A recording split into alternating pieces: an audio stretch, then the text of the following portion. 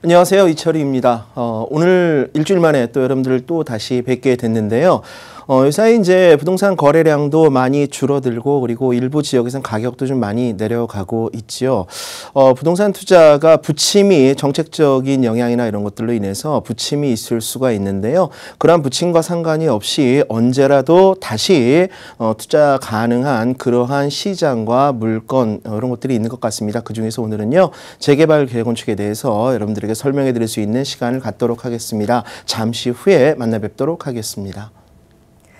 네, 요즘에 저희 방송으로 문의 주시는 시청자분들의 문의 내용 중에 지금 가지고 있는 주택을 좀 처분하고 재개발 지역으로 투자를 옮기면 어떨까요? 라는 질문들을 굉장히 많이 하시는 것 같습니다. 그만큼 여러 가지 규제책들이 이쪽 부분에는 아직 미흡하기 때문에 풍선 효과로 관심을 갖고 계시는 분들이 더 많이 늘어나신 것 같은데요. 하지만 역시나 이 재개발, 재건축에 투자하시기 전에는 또 꼼꼼하게 분석해 볼 필요가 있을 것 같습니다. 자, 어떤 점 유의해야 하고 어떤 점 분석해서 들어가야 하는지 투자하시기 전에 알아야 할 내용들 오늘 원장님께 차근차근 지금부터 들어보도록 할게요. 네. 모든 부동산, 건축물이 있는 부동산 같은 경우에는 시간이 흐르면은 노후가 되죠. 노후가 되면 이제 건축물을 헐고 새롭게 그 위에 건축물을 짓게 되는, 어찌 보면 이제 다시 언젠가는 어떤 부동산이든 재건축 내지는 재개발을 해야 된다라고 하는 결론이 있게 되는 것이죠. 우리 부동산 시장에서 늘 화두가 되고 있는 것이 바로 재개발, 재건축 시장입니다. 이따가 좀 설명을 드리겠지만 재건축 같은 경우에는요. 기반 시설이 양호한 곳에서 건축물만 다시 짓는 것이고 재개발 같은 경우에는 기존의 달동네처럼 기반 시설이 열악한 곳 이런 곳에서 기반 시설을 함께 짓는 그러한 개발 이것이 바로 재개발입니다. 우리 부동산 투자를 하면서 수많은 종류의 물건들을 많이 봅니다. 상가도 보고요. 그리고 아파트 내지는 빌라, 단독, 다가구 이런 것들을 이제 투자의 대상으로 삼는데요. 이러한 모든 것들은 훗날 감가상각이 일어나면서 건축물로서의 가치가 잔존이 안 되게 되면 그 다음에 다시 지을 수밖에는 없죠. 그런데 여러분들은 이러한 과정들이 어떻게 진행이 되고 또 투자성은 어떻게 분석을 하는지에 대해서 사실상 많이 모르고 계신 것 같아요. 일선 중개업소나 아니면 귀동량으로 들은 그러한 지식으로 재개발 재건축에 투자를 해서 낭패를 보시는 분들도 상당히 많으신 것 같습니다. 그래서 이제 지금 부동산 시장 전체가 조정기에 들어간 상황에서 훗날 언젠가 올 재개발 재건축 시장에 투자를 위한 기초적인 지식을 오늘 제가 여러분들에게 꼼꼼하고 자세하게 설명을 드릴 수 있도록 하겠습니다. 자, 화면을 보면서 설명을 드리도록 하겠습니다. 자, 우리가 이제 아파트 시장을 놓고 보면은요, 아파트 시장을 놓고 보면은 크게 4단계 정도로 나누어진다고 제가 강의 시간에 상당히 여러 번 반복해서 말씀을 드린 것 같습니다. 여러분들이 아파트를 처음 만나는 곳은 바로 청약 분양권 시장에서 아파트를 처음 만나게 되고요. 그 다음에 그것이 입주를 해서 이제 한 10년 정도 흐를 때까지 신축 아파트가 만들어지게 됐죠. 그리고 한 10년 정도 지나면 사실 그때부터는 건축물의 노후도 그리고 감가상각이 일어나기 때문에 그때부터는요. 전세 가격이 올라감에 따라 매매 가격이 올라가는 그러한 갭 투자 시장으로 들어가게 되는 것입니다. 그런데 이것이 이제 20년, 30년, 특히 30년에서 40년 사이로 들어가게 되면 건축물이 너무 노후가 되죠. 건축물이 노후가 되게 되면은 이제 다시 지어야 될 그러한 계획을 세우게 됩니다. 다시 짓는다라고 했을 때에 새 신축으로 생기는 그러한 프리미엄, 부가가치 이런 것들이 어느 정도 계획이 잡히게 되거든요. 그러면은 미리 예상할 수 있는 그러한 프리미엄을 지금 현재 재건축이 시작되는 시점으로 다시 끌고 들어와서 가격이 올라가게 된다라고 하는 그런 메커니즘을 갖는 단계가 바로 재개발, 재건축 단계입니다. 이것을 다시 한번 간단하게 설명을 드리면 우리가 처음에 처음에 청약시장에서 아파트를 만나게 되는데 이때는 이제 전세라고 하는 개념 자체가 없죠. 이제 아파트 공사하는 기간을 기간을 얘기하는 것입니다. 대략 한 3.5년 정도 걸리고요. 그리고 공사가 끝나고 나면 이제 입주를 하게 됩니다. 입주를 하게 되면은 이 입주 때부터 한 10년 동안 전세 가격이 낮았다가 올라가게 돼요. 왜 올라가게 되냐면 아파트가 신규로 입주를 하게 되면 처음에는 기반 시설이라든가 인프라 이런 것들에 대해서 사람들이 인식을 잘 못하는데요. 새 아파트에 주변에 학원이 생기고 주변에 상가가 안정이 되고 이러면서 사람들의 관심이 높아지면서 전세 가격이 올라가게 되는 것입니다. 그래서 처음에 입주할 때는 전세가와 매매가가 상당히 벌어져 있다가 한 10년 정도의 시간을 두고 올라가면서 나중에 한 70에서 80% 정도까지 전세가율이 좁혀지는 현상을 보이게 되죠. 이때부터는 이제 여러분들이 작년도까지 올해 많이 했던 갭 투자 시장이 열리게 되는 것입니다. 그래서 밑에 있는 것이 이제 전세거든요. 이러한 전세 가격의 움직임에 따라서 일정한 갭을 두고 매매 가격도 함께 움직이게 되는 현상을 보이게 되는 것입니다. 그리고 한 30년 정도 지나면 실제로 전세 가격은 하락을 하게 되죠. 사람들 입장에서 구태여 같은 돈을 주고 노후된 아파트에 살고 싶지 않다라고 하는 분들이 많기 때문에 전세 가격은 떨어집니다. 하지만 미래에 있을 재건축이나 재개발 이런 프리미엄 이런 것들을 예상을 했을 때에 생기는 부가가치를 과거에서 미래에서 현재를 끌고 오기 때문에 매매 가격은 상승을 하게 되죠. 그러면서 매매 가격과 전세 가격은 상당 폭으로 전세가율이 벌어지게 되는 것입니다. 이러한 것이 아파트의 사이클이고요. 우리가 이제 투자 단계를 나눌 때도 유용하게 볼 수 있는 4단계인 것입니다. 자, 그렇다면 재개발, 재건축에 대해서 본격적으로 얘기를 해보도록 하겠습니다. 자, 여러분들 재개발이든 재건축이든 모두 다 개발이라고 하는 것으로 포함이 되겠죠. 그렇다면 개발에 부동산과 관련된 개발은 어떤 것들이 있냐, 물론 학문적으로는 상당히 여러 가지가 많이 있지만 실무적으로 몇 가지로 좀 추려보도록 하겠습니다. 일단 부동산 개발이라고 하는 것은요, 공공에서 주도하는 방법이 있고 그리고 민간에서 주도하는 방법이 있습니다. 공공에서 주도한다라고 하는 것은 뭐냐면 중앙정부나 지자체가 주도로 예산을 투입을 해서 그쪽에 기반시설이라든가 아니면 주택 공급을 늘리는 그러한 것들이 바로 이제 공공주도 개발이고요. 그 다음에 공공과는 상관이 없이 민간에서 자체적으로 건축물을 짓거나 그 마을을 개선시키는 것, 이런 것들을 바로 민간 주도의 개발이다라고 얘기를 할 수가 있겠죠. 그래서 개발은 공공주도와 민간주도로 나뉘게 된다. 그런데 이 공공주도 같은 경우에는요, 여러분들이 가장 대규모로 아파트가 많이 공급이 되는 그러한 개발을 우리는 택지 개발이라고 합니다.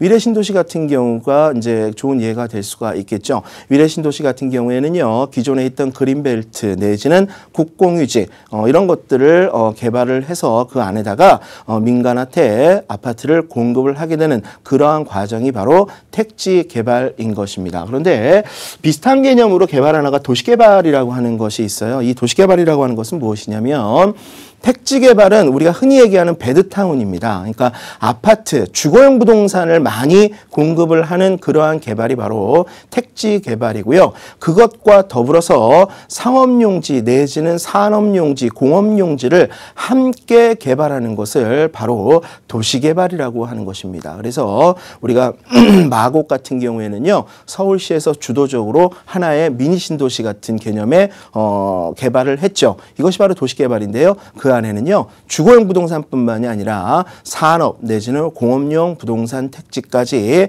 전부 다 세트로 들어온 것입니다. 이 택지 개발과 도시 개발 요 두 가지가 훗날 어떻게 투자성이 달라지냐면요. 이 부동산이라고 하는 것은 경기 사이클이라고 하는 것이 있습니다. 어쩔 때는 경기가 안 좋으면 아파트 가격이 내려가고 어쩔 때는 올라가게 되는데요. 여기서 가장 주목해야 될 것이 뭐냐면 중장기적으로 성장 동력, 경제를 이루고 있는 소득 주도가 없으면 배드타운이 가장 먼저 가격 하락에 영향을 받게 됩니다. 그러니까 어떤 성장 동력 기반이 없는 것이죠. 예를 들면 수지라든가 위례신도시 이런 쪽은요, 사실은 산업 라인 자체가 없습니다. 없기 때문에 월급을 받고 거기서 일하는 직장이 많이 없다라고 하는 것이죠. 그렇게 되면 경기가 안 좋아져서 아파트 가격이 하락할 때 가장 먼저 영향을 많이 받게 낮게 되는, 그리고 하락폭도 크게 되는 현상을 보이는 것이 바로 택지 개발을 한 대규모 입주 아파트입니다. 반면에 그나마도 도시 개발을 한 곳은요, 그 안에서 출퇴근을 하는 사람, 그리고 장사를 하는 사람, 그 안에서 소득을 일으키는 사람들이 많기 때문에, 다시 말해서 직주 근접이 가능한 바운다리 내에 하나의 마을이 형성이 되어 있기 때문에요, 그러한 외부적인 영향, 또 경기 부침에 대해서 조금은 좀 안전하다라고 좀 볼 수가 있겠습니다. 그러한 개념이 주상공이 함께 들어가는 것이 바로 도시 개발입니다. 또 공공주도 개발은요, 도시계획 시설이라고 하는 것이 있습니다. 우리가 흔히 얘기하는 기반 시설이라고 하는 것이에요. 도로를 만들거나 공원을 만들거나 학교를 만드는 것, 이런 것들이요, 전부 다 중앙이나 지자체에서 실시하는 기반 시설, 다시 말해서 도시계획 시설 사업이라고 합니다. 이러한 개발로 인해서 여러분들이 가져갈 수 있는 프리미엄은 무엇이냐면, 첫 번째는요, 내 땅이 개발지 내에 바로 들어와 있다라고 하면 수용 내지는 보상 내지는 환지, 이런 것들로 그 대가를 지불받을 수도 있고요. 그리고 도시계획 시설로 들어와도 마찬가지입니다. 내 땅이 도로로 나간다라고 하면 거기에 대해서 수용 내지 환지, 보상을 받을 수가 있는 것이죠. 이제 이러한 내용들이 바로 공공주도 개발이라고 하는 것이고요. 그다음에 이제 반면에 민간주도 개발이 있습니다. 민간주도 개발이라고 하는 것은 한마디로 내가 사유재산을 가지고 있는 사인이 거기에 또 다른 건축물 내지는 개발을 하는 그러한 과정을 얘기를 하는 것인데요. 여러분들이 흔히 많이 아시는 재개발이나 재건축, 혹은 내 땅에다 그냥 빌라를 단독주택을 헐어서 빌라, 다세대 주택 이런 것들을 짓겠다라고 하는 것도 모두 민간 개발 시행, 그래서 요 세 가지가 전부 다 민간 개발 안에 들어오게 되는 그러한 분류가 되겠죠. 그래서 재개발, 재건축 내지는 일반 시행 사업, 이런 것들이 민간 주도의 개발이다라고 보시면 됩니다. 주변에 재개발이 되면은, 혹은 주변에 재건축이 되면은 내가 가지고 있는 이 땅이 과연 어떻게 될 것인가?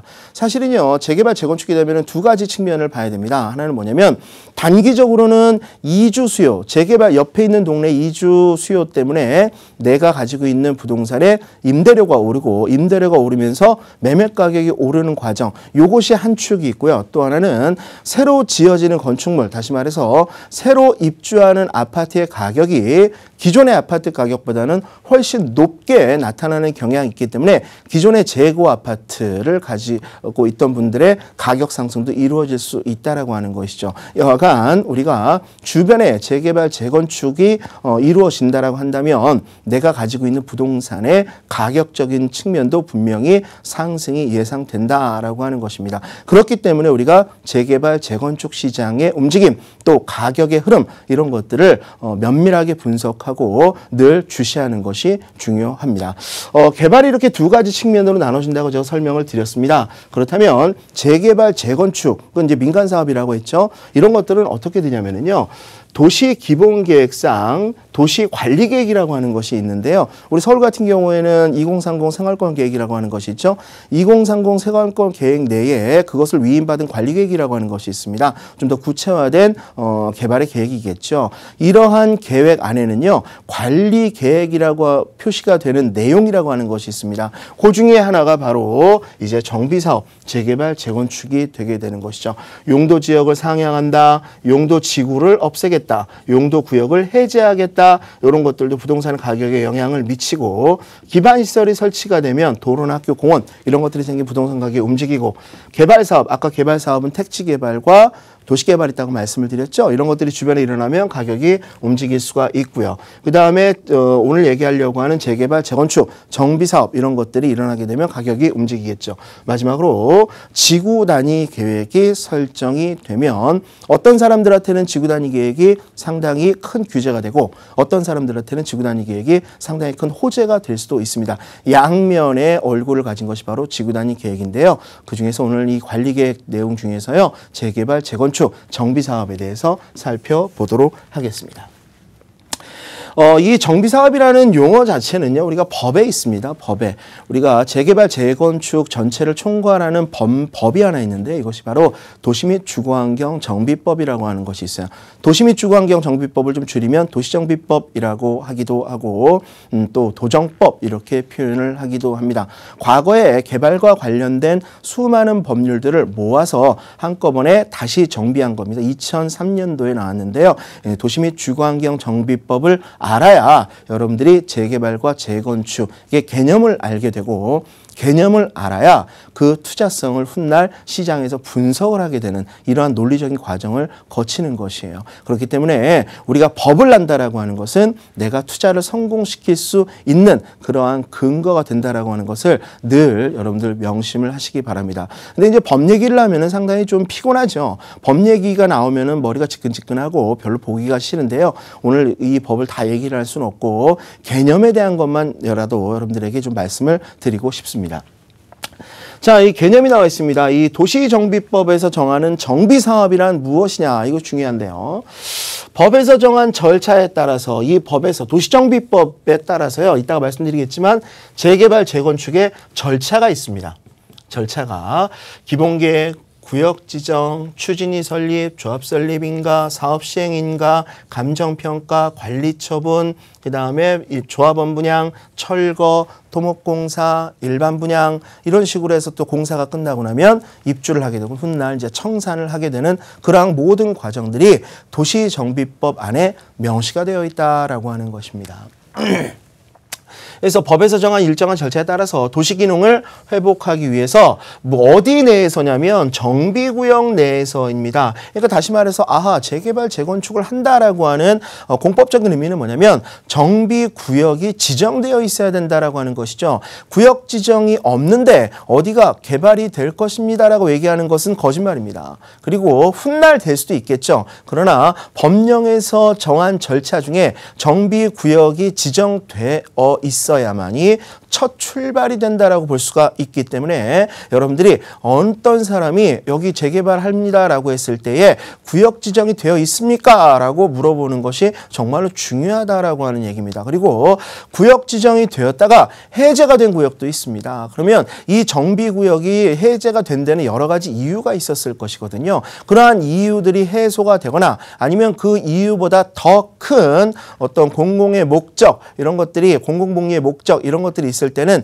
다시 구역 지정을 신청을 해서 재개발이나 재건축을 추진을 할 수가 있는데요.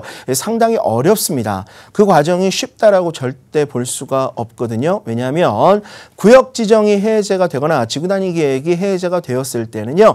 개인이 가지고 있던 사유재산의 재산권을 행사할 수가 있어요. 다시 말해서 단독 다가구 주택을 가지고 있었는데 구역 지정이 됨으로 해서 내가 거기다가 원룸, 투룸 이런 빌라를 못 짓는단 말이에요. 법령상 정한 절차에 재개발, 재건축의 구역 지정이 되었기 때문에 사유재산을 마음대로 내 땅이지만 뭔가 건축행위를 할 수가 없어요. 그런데 이것이 여타의 사정으로 인해서 구역 지정이 해제가 되었다. 그랬을 경우에 다시 구역 지정을 지정하는 과정 속에서 개인적으로 신축이 많이 들어왔을 경우에는 구역 지정의 요건에서 벗어나길 경우가 많습니다. 그렇기 때문에 다시 재개발을 추진하기에는 상당히 어려운 그러한 결과가 있다라고 하는 것도 여러분들이 반드시 좀 알아두셨으면 좋겠고요. 정비구역 내에서 정비 기반 시설을 정비하거나 정비 기반 시설을 정비하는 것은 이제 재개발 쪽이겠죠. 주택 등의 건축물을 개량 또는 건설한다고 하는데요. 건설이라고 하는 것은 재건축을 얘기하는 거고요. 기반 시설 정비까지 들어가는 것은 재개발이라고 하고요. 그 다음에 여기서 이제 개량이라고 하는 것이 나오죠. 이 개량이라고 하는 것은 요번에 이제 법이 좀 줄어들었는데요. 주거환경 개선 사업이라든가 주거환경 관리 사업 이런 것들을 얘기하는 겁니다. 그러니까 철거가 아니라 개량만 한다라고 하는 것이죠. 개량만 한다라고 하는 사업은 훗날 있을 입주권이나 분양권이 없기 때문에 새로 아파트를 짓는 것이 아니기 때문에요. 그런 것에 대한 투자성, 프리미엄은 없다라는 얘기입니다. 그러니까 결과적으로 우리가 정비 사업에 있어서 개량하는 것은 투자성하고는 별개의 문제이고 철거, 수복 개발을 하는 전면 철거 방식의 입주권이 나오는 재개발, 재건축에만 투자성이 있다라고 하는 것도 여러분들이 알아두시기 바랍니다. 이렇게 하는 다음 강목의 사업을 말한다라고 하는 것입니다. 그렇다면 다음 강목의 사업이 어떤 것이 있는지 살펴보도록 하겠습니다.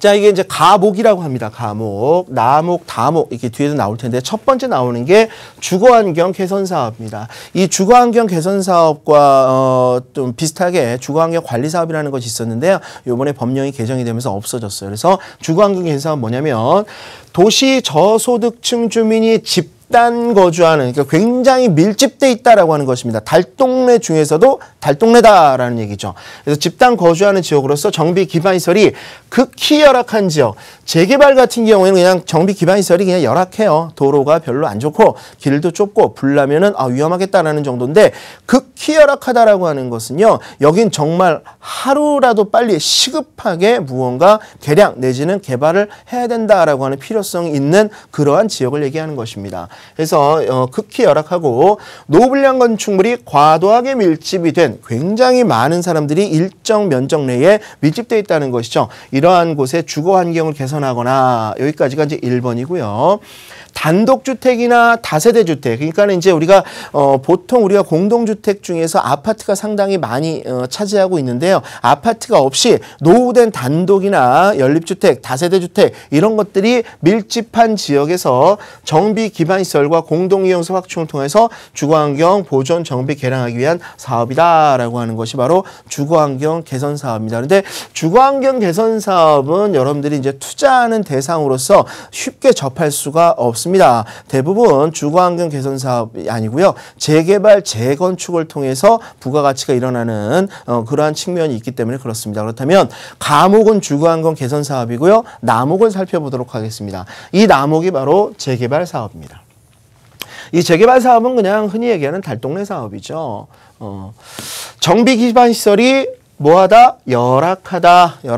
재건축과 다른 점이죠. 재건축은 정비 기반 시설이 양호하다. 요 두 개가 다릅니다. 그리고 노후 불량 건축물이 밀집한 지역에서 주거 환경을 개선하거나 상업 지역이나 공업 지역 등에서도 도시 기능에 여기서 보면은요. 여기까지, 그러니까는 노후 불량 건축물이 밀집한 지역에서 주거 환경, 그러니까 상업과 공업이 상관이 없죠. 그죠? 일반적인 그냥 주거 지역에서 실시하는 것이 바로 재개발이라 하고요.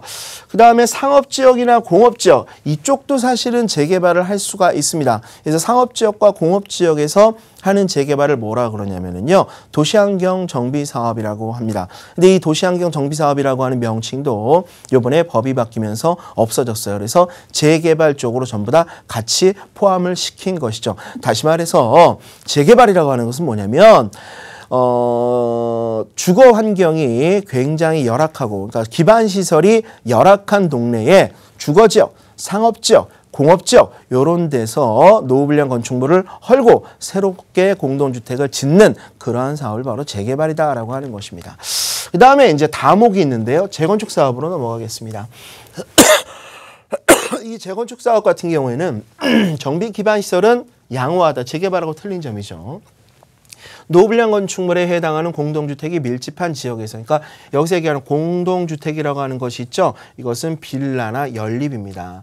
빌라나 연립 혹은 아주 오래된 아파트가 5층짜리 아파트 이런 것들이 밀집된 지역에서 주거환경을 개선하기 위해서 실시하는 사업이다. 이것이 바로 재건축 사업의 개념이 되게 되는 것이죠. 다시 말씀을 드리겠습니다. 여러분들 법령상 우리가 정비사업이다라고 하면 세 가지가 있어요. 주거환경 개선 사업과 그리고 재개발 사업과 재건축 사업, 이렇게 세 가지가 있다라고 하는 것을 알아두시고요. 자, 이제 순서를 좀 살펴보도록 하겠습니다. 이게 이제 개발하는 순서들이거든요. 사실 굉장히 많은 것들이 있는데 요런 것들이 이렇게 묶어서 보면은 별게 아니에요. 개인이 가지고 있는 땅에서 내가 무언가 새롭게 빌라를 짓겠다라고 하는 과정과 거의 흡사한 과정을 거치게 됩니다. 예를 들면 우리가 이제 무언가 건축물을 새로 지으려면 뭐가 나와야 되냐면 주체가 나와야 됩니다. 구역 지정. 죄송합니다. 추진위원회나 조합 설립이 돼야 되거든요. 이 조합 설립은 뭐냐면 추진위원회는 조합 설립을 하기 위한 추진위원회를 말하는 거예요. 처음에는 우리가 이제 계획이 있어야 되거든요. 기본 계획이 먼저 정비 기본 계획이 먼저 서야 되고 그 다음에 이거 정말 재건축을 해야 되나라고 하는 안전 진단을 해야 되는데 이 안전 진단 같은 경우에는 예비 안전 진단과 정밀 안전 진단이 있습니다. 그런데 요번에 새로운 정부가 들어오면서 정밀 안전 진단을 굉장히 강화시켰죠. 그래서 등급을 낮게 받을 수가 없어요. 등급을 낮게 받아야지 재건축을 할 수가 있거든요. 그래서 요새는요 그게 강화가 됐기 때문에 재건축에 있어서 안전 진단이 강화되면서 그 다음 단계로 넘어가 상당히 어려졌다는 얘기입니다. 그래서 기본 계획부터 구역 지정까지는요 장소, 개발을 할 장소를 결정하는 것이고 추진위원회라든가 조합 설립이 되는 것은 이제 개발의 주체를 결정하는 것이고 그 다음에 건축심의라든가 사업시행인가 이것은 무엇이냐면 이제 사업의 계획을 확정하는 것입니다. 어떤 계획이냐면 건축계획이 주요가 되겠죠. 이 땅에다가 몇 층짜리 몇 동으로 몇 개를 짓겠다라고 하는 그러한 계획이 결정되는 단계가 바로 건축심의와 사업시행 인가 단계입니다. 그래서 여기까지가 이제 끝나면은요, 이제 뭘 하냐면은요, 감정평가를 하게 됩니다. 이 감정평가를 하는 이유는 뭐냐면 관리 처분을 하기 위해서 그렇거든요. 이 관리 처분은 뭐냐? 내가 혼자서 내 집을 가지고 있는 것이 아니라 여러 사람들이 공동으로 그 구역 안에서 사업을 하는 것이죠. 그렇기 때문에 내가 가지고 있는 일정 부분의 종전의 자산, 가치가 평가가 되어야지 훗날 어떠한 부가가치가 생겼을 때 그것을 나누거나 혹은 비용이 발생을 했을 때 그 비용을 지불하거나 이러한 목적을 위해서 내가 가진 이 지역에서 가진 일정 정도의 지분과 이런 것들을 결정하기 위한 그러한 단계를 바로 우리는 관리처분 단계라고 하는 것입니다. 그래서 관리처분을 하게 되면은요 거의 재개발 재건축 쪽에서는 거의 구분응선을 넘었다고 보시면 됩니다. 그래서 관리처분이 되고 나면은요 뭐가 나오냐면 이제 조합원 분양을 하게 됩니다. 그래서 일반 분양보다 조금 싸게 조합원으로서 그 혜택을 가져오게 되는 그러한 과정을 거치게 되고요. 그게 끝나고 나면 이제 이주를 해야 되겠죠. 이주비를 받고 이주를 합니다. 이주를 하게 되면 이제 철거를 하겠죠. 철거가 어느 정도 끝난 다음에 토목공사 직전에 여러분들이 흔히 아시는 일반 분양을 하게 됩니다. 그러면 청약 통장을 가지고요. 현장에 가서 위치를 보고 청약 가점에 맞게 여러분들이 아파트를 당첨을 받을 수가 있게 되는 것이죠.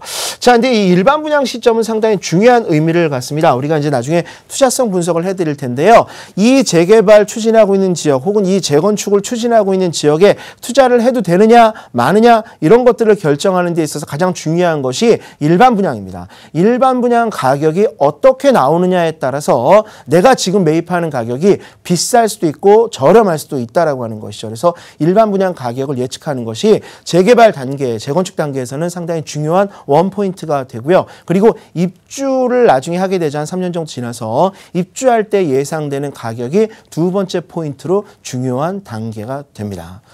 자, 그 다음 다시 한번 잠깐만 설명을 좀 한번 드릴게요. 이것만 하고 2부로 넘어가도록 하겠습니다. 우리가요, 나중에 이제 청산을 하게 되는데, 조합원 관리 처분을 하고 조합원, 요 단계에서 발생을 하는 것이 뭐냐면은 분담금이 예상이 됩니다. 분담금이. 이 분담금이 예상이 되면 나중에 이 분담금을 더 내어야 아파트 입주권을 오롯이 입주를 할 수 있게 되는데요. 이 분담금이 이때 결정이 되지만 이것으로서 끝나는 게 아닙니다.